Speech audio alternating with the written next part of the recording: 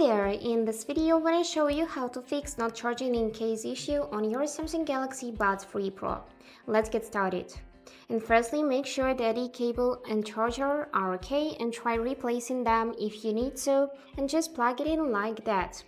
Also, charge only the case at first to make sure it works. Use the Galaxy wearable app to check. So let's open this app. And here to see the battery percentage for the case, we just need to insert at least one earbud. And here is the battery percentage. Also, you can brush or toothbrush and clean contacts thoroughly to remove contaminants.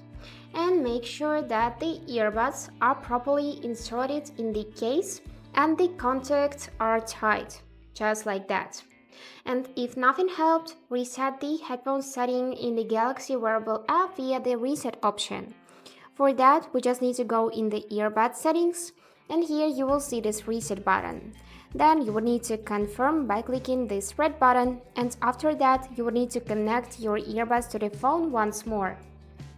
And that's it for today. I hope this video was helpful for you, and thank you for watching.